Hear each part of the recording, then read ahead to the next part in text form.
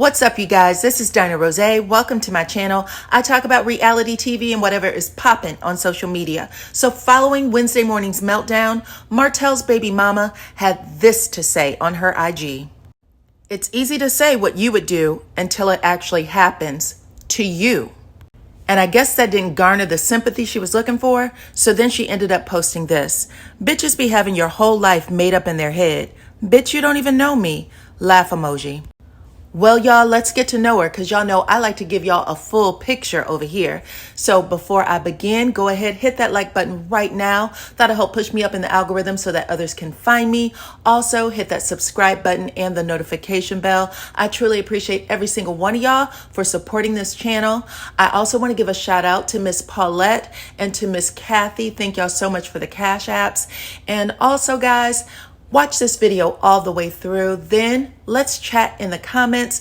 Keep it a good vibe because we like to laugh over here, okay? Let's get started. So if you missed my last video called Bitter Delusional Fantasy World, check it out. It's a straightforward commentary on where Arionne is right now, which is that she bought that fantasy world that Martell sold to her. And she is just now realizing that it's never going to happen. Because remember, it was just 2-3 months ago when she was out with Martell in Atlanta, dancing and bopping around. She was so happy to be out in public with this man and letting everybody on social media see it. And she 100% thought it was going to be her because that was what she was raised to believe about herself, that because of how she looked, that because of the grade of her hair, that she could hook herself a man with money and he would take care of everything. That was her belief. Now she has to go through the grieving process because she realizes it's never going to happen. And she wasted all of those years in isolation waiting for a man to show up or to give her a call and let her know what she could do that day because her life was completely on hold waiting for Martell. And if you guys want to know more about her upbringing, her family dynamic, please check out Sassy T. She is another YouTuber, really sweet, really good videos. She actually shouted me out and I just wanted to, return the favor. If y'all have never seen her, please go to her channel and subscribe to her too because she is a good YouTuber. But yeah, I completely understand how she could be raised to think like that because of just basically all of the actions leading up till now. And those two women that were on her live the other day, the first one, Gigi, when she said that you don't really take responsibility because you love to gloat about how you sat on that man's face. But what you fail to realize is that when he went home, his wife did the same and she got the mortgage paid. So what does that say about you? That was a gut punch for her. That was Gigi reminding her that the fantasy she had of the two of them living in a house and him paying the mortgage with their children will never happen, period.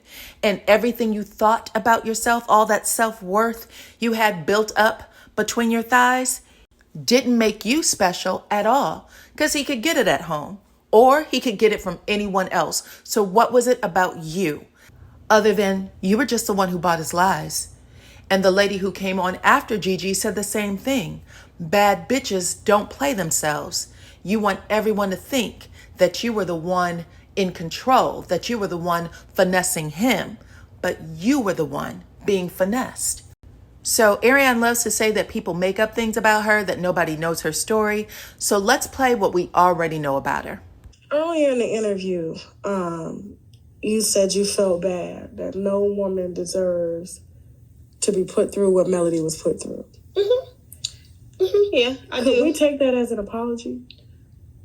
We're talking woman to woman, mother to mother, black woman to black woman, and one day you will be married. We can't take that as an apology, Tasha. I'm sorry. Behind closed doors, that it's like, even though this happens every day, this is like aired out for the whole world to see, and it's only one side out here, a side of a bunch of bullshit. And it's like my friend has Facebook, and she tells me that anything that I say, they try to make it seem like I'm bitter. So it's like, do I even say anything anymore? Because is it going to make it seem like I'm bitter? Because I'm not bitter. Like, me and Martell don't talk right now because I don't want to talk to Martell, not because Martell doesn't want to talk to me. Like, so I just don't know what to do about the situation. It's we're moving into 2020. Like, just put it behind me, move forward, don't speak on it, or do I say something and it's going to be an ongoing thing? I really think that he wanted to tell the world that sometimes marriages fall apart. Met in 2015, we were at, it was actually his cousin's house, but it was my best friend, it was her friend home. This was in Huntsville, Alabama. It was his girl cousin, her name is Tori, it was her birthday. I'm not knowing Tori. I'm just going with my best friend, Shannon. Shannon and Tori went to high school together. Tori and Martell are cousins. I was there. He was there. Martell got my number, and ever since then, he's not stopped contacting me. Him and Martell and Melanie and the cousin had all fell out at one point in time because Melanie used to harass her about me. And so y'all have been sleeping together for how long? It would have made 5 years in March had I continued. Wait a minute. I did not know that the last time we talked. I did not know it was that long. I thought maybe it was like a couple months. No, it will make 5 years in March. It's been 5 years in March. Like, it's so crazy. I have a picture of the day, like, literally the day we was out. He took me to his little boat. Like, it's crazy. It's crazy. But yeah. So Martell and AC were in a relationship for many years before the show even started, before they even started filming. And the reason why he got with her in the first place is because his wife was too ambitious. Her dreams, he thought, were bigger than him. She wanted to be an entertainer. She wanted to be a singer. She wanted to be an actress. He was coming to this woman's house, AC, and telling her these things like she has all these lofty dreams that she's never going to fulfill. How long am I going to put up with this? I need her to be, a wife to me. I need her to cook. I need her to clean. I need her to roll over when I say roll over. And this one was thinking, well, if he already has all of this, if he's already the breadwinner, why can't she just do what he says? So I'm going to be this nice little girl who stays at home and does exactly what he tells me. And then when he leaves her, I'll have him all to myself. And you can best believe that it hurts for her to see Melody playing out everything that Martell talked about, only he was saying it in a nasty, negative way. Now when she watches this woman on television, acting in movies, hosting gigs, making records, skincare line, still doing housing preservation, just bought 37 acres last year, that is tearing her up, y'all, because it wasn't supposed to happen like that. Martell told her that he was the breadwinner and that he was the brains and that he was going to give it all to Arionne because Melody didn't know how to act right. And she believed it. And I'm going to tell you how guilt works. In fact, her picture should be in the dictionary beside the word guilt because she loves to say how the show uses her likeness. And if it wasn't for her, the show wouldn't be successful. And Melody made a song about me. Melody never said your name on that show. We would be none the wiser about who you are on that show. But because you saw the show and you wasn't ready to accept the fact that what you were seeing on that TV show wasn't adding up to the lies that Martell was telling you, you wanted to get out there and tell your side of the story, hoping and praying that that was somehow going to move him more into your space. And it didn't. It didn't. Again, pipe dream, lies. I can't separate reality and TV. He can tell me they edited like this, that, this all day long. It's a hard balance to separate. I can't separate what we do every day versus what plays every Saturday. And me in his ear, me talking, saying X, Y, and Z, he don't want to hear that. And I ain't letting up. How would I say this? Because I don't want to say the wrong thing. I felt maybe he thought I was young and spicy and smart. We were friends at first. So y'all, I'm going to do a PSA announcement real quick. When I was a kid, they used to have what was called after school specials. It was like little movies, like 30-minute movies. And it would, it was supposed to help guide you out of danger. So don't do drugs, or if there's something going on in your home or with a friend, go ahead and report it to an adult, that kind of thing. I'm going to say that here. If you are a young woman who is 25 or younger, and you have older men who are trying to get with you, sleep with you, and one of the things that is a compliment is how smart you are, they don't actually think you're smart. They're just telling you that because they want you to think it's your decision that they are using you or manipulating you. And she knows this too, which is why when people call her slow, because she wants people to think she's smart, and she's not. She also wants people to think that she is worldly or that she knows better, she's savvy. She's not that either. She actually said in the Tasha K interview, Tasha, people think I'm a hoe, but I've only ever slept, I can count the number of men I slept with in one hand and still have fingers left. And I was like, girl, you're 31 years old and the mother of 2. Who says that? Other than a woman who hasn't slept with anybody. She slept with probably her baby daddy and Martell. I might even give her one other person. And that is because you can tell she's naive as hell. Everything she knows about being with a man comes from Martell. The things she say about men and how men should act or what men do, those are things that Martell has said on TV. So she basically parrots him.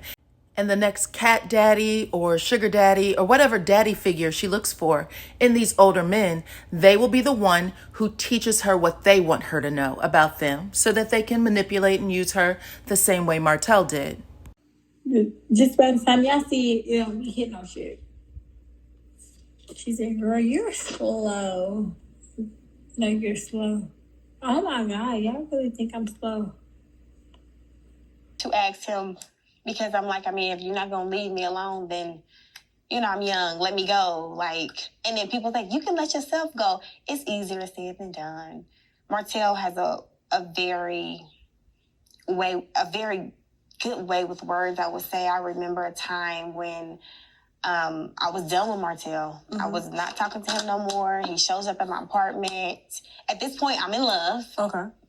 Let's be honest. And he's like, I don't even want to come in. I just want to talk to you. And he kneels down and he's just staring into my eyes and my heart is melting. You let him in? I ended up letting him in. But at that moment, just for him to just try to be like, I don't even want to come in. I just want to talk to you. Just reeling me back in. If you would have met her before Melody, do you think you and this woman would be married?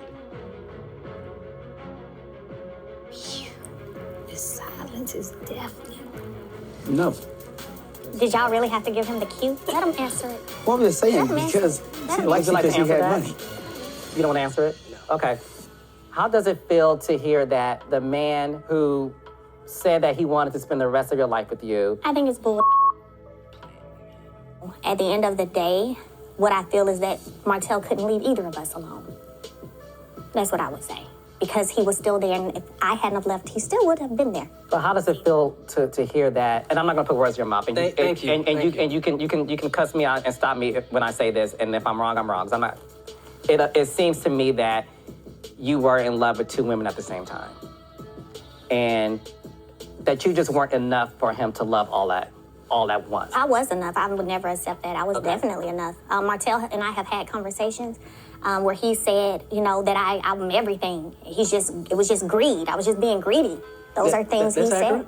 Did you think it was just sexual with her? No, because of the time. Like, I'm not naive to time. However, I believed in my husband and that he would do right and choose his family, choose me, because we were still enjoying each other, vacations, having babies. Like, I ain't just pop 4 babies out.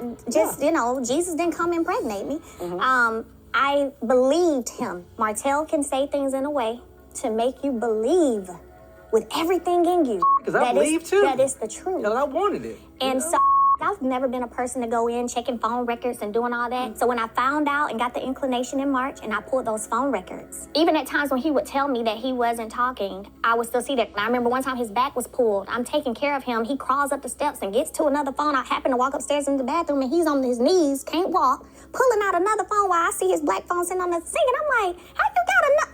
Oh, you got another phone? Real talk.